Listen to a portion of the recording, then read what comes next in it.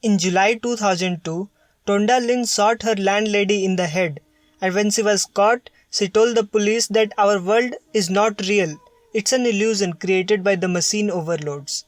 Did it work? Well, it did. Jury found her not guilty, of course by the reason of mental defect, but still, it worked.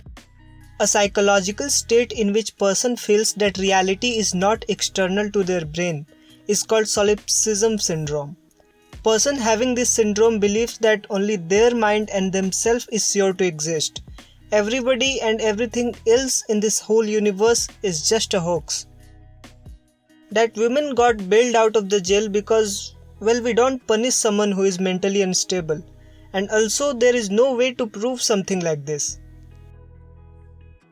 I mean, how will you prove that it's not just you that exists?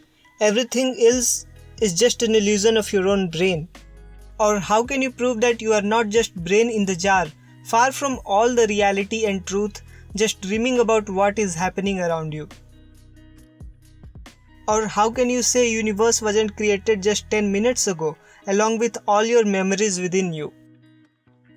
If you think about it, your brain is all you have. The combined activity of many billions of neurons is generating a conscious experience for you. And the fact that you are conscious about yourself proves that your brain does exist. And it is very capable and fast. Our brain contains 100 billions of neurons, interconnected with thousands of other neurons. Together they called synapses. And each neuron fires around 200 times per second. That means that our brain transfers around billions of bits of data per second, which is phenomenal. All our sense organs act as input devices, continuously giving data into the brain to process. That's the way we perceive the world. Altogether they make a very remarkable system. But they are not perfect. There are still optical illusion, auditory illusion,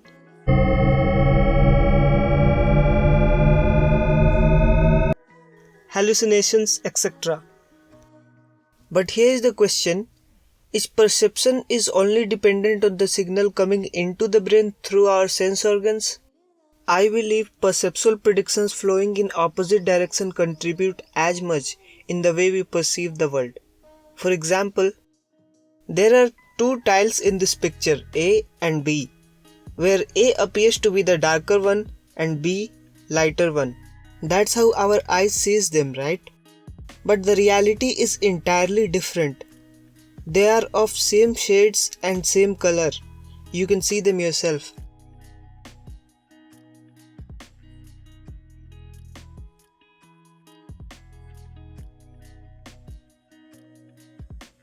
Our organs and our brain can be tricked, and we did made mistakes in the past just because how we used to perceive things. For example, until Einstein's general theory of relativity, we used to believe that gravity is a force, but it's not. It's just a curvature of space-time. Newton was wrong all along.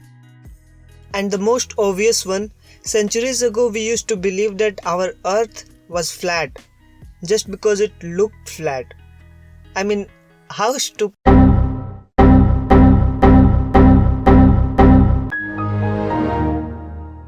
Some people still believe that, my bad. But in those days, geocentric universe was a trend, believing that Earth and humans are the main character of the universe. But that turned out against us.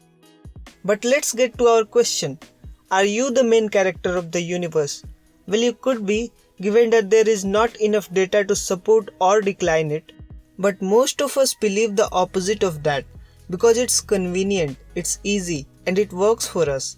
And given that nobody has to die just for our beliefs, it's safe and healthy. The universe that surrounds us is vast, and we are very small. And when we reflect on the vastness of the universe, humanity seems utterly insignificant. It's hard to know that do we matter or we are just a byproduct of this universe. Are we here for a reason or it's all just pointless and we just happen to be there on a floating planet in this vast cosmos? We can't know, but what we can do is contribute something positive to this big fat butterfly effect started with a bang and believe that everybody else is just as important as you are, and appreciate them, because you never know what comes out to be the ultimate truth. Thanks for watching. See you in the next one.